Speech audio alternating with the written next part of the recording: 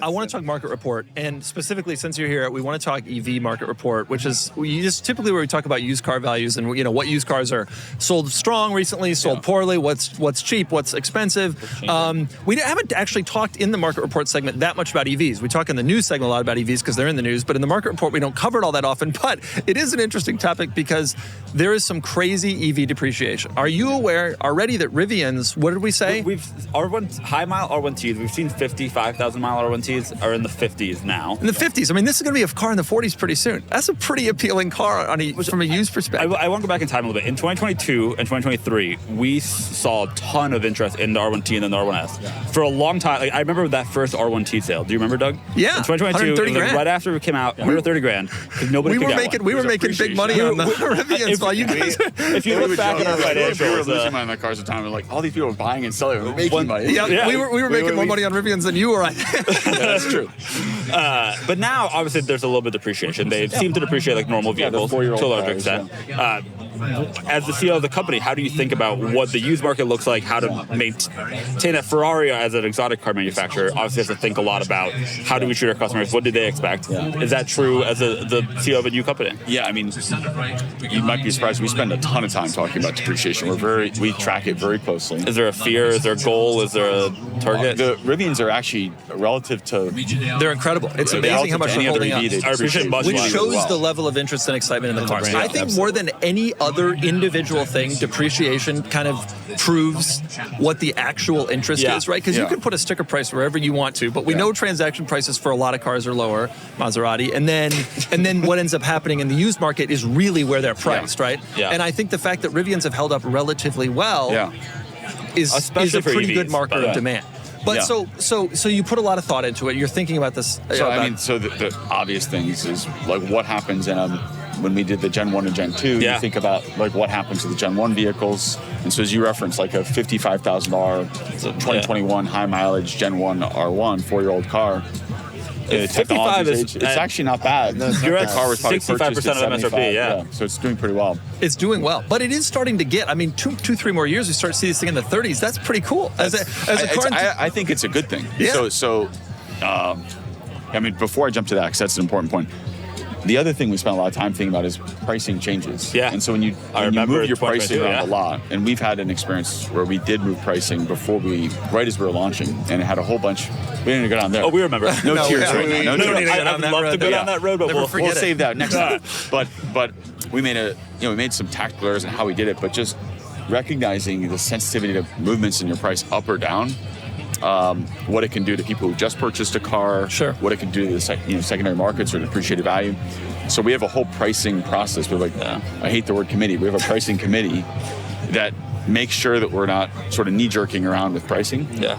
And nice little Tesla call out there. Well, and then what we do on the pricing is if you do that really well and you do maintain residual, it helps you get to much better lease rates. Yeah. And so if you look at the Rivian lease rates, they're quite attractive. And a big part of that is that our residuals are so strong. Yep. You might be the only EV CEO that can say that. I think it's a lot of EV lease deals have been based on residuals that have not been reality. Yeah. On that topic, I want to talk about your thoughts on the other market report topic is the other thoughts on other EVs. Are you looking at used market? It's wild how cheap some of these EVs are. Yeah. Model S's are sub 10, early Model S's that are 13, but 14 even years old. fairly recent. You can get a Model 3 Performance now for under 20, right? 20-ish for like a high mile early one. These are cars that do 0 to 60 in 3 seconds that are only a couple years old. I mean, it's absolutely unbelievable the depreciation on these cars. I was just going to say, I think one of the exciting things for me, as much as we don't want our vehicles to depreciate, the passage of time leads to the vehicle's price coming down, in part because the technology becomes a little older. But they're really important for building the brand to get people exposure. Sure. And so, I grew up a Porsche enthusiast. I've never bought a new Porsche. I've owned multiple Porsches. And like the ability to be exposed to a brand that you aspire to through a vehicle that's 10 or 20 years old is really powerful. That's really fun. With R1, it's going to do that with 5, 6-year-old cars. You're going to start to see people be able to afford it that couldn't before. And then R2 will do that as well. And so, what's really fun for us is typically when you look at, let's say, Porsche or existing brand, a legacy brand, they don't have any participation really directly in that used marketplace because once they sell the car to wholesalers, to dealers, it sort of becomes out of the world. Right. And so in contrast, we get to play in that world for a long time. Sure. So we're active participants in our used marketplace. In the fullness of time, I hope and anticipate being able to participate. So like transacting on these, so buying our own cars back, creating a really smooth, seamless experience for first-time Rivian customers buying a used Rivian. Because so much of these vehicles depends on software, our ability to keep those vehicles current is really powerful. Remove self-driving and stuff like that. Yeah. We've got to talk boots. Brunt Workware boots. They've been a great partner to this car pod, but I have been called out in the comments for not being a boot guy. Well, recently I headed to Belgium for the Grand Prix at Spa, a notoriously muddy place when it rains.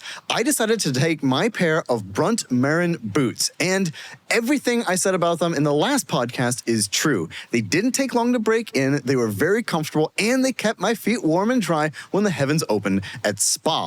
I also wore them at the Bois Jacques Forest, the site of the famed stand of the Easy Company of the 101st Airborne during Battle of the Bulge. These boots allowed me to get around the foxholes with ease and pay my respects to the men who served there. They helped me create a memory that I will genuinely carry forever. The founder, Eric Girard, grew up blue collar, worked alongside his buddies in the trades, and kept saying that the big brands had stopped caring. They had turned into fashion brands and hadn't changed in 100 years. So Eric built Brunt from the ground up for real hardworking people.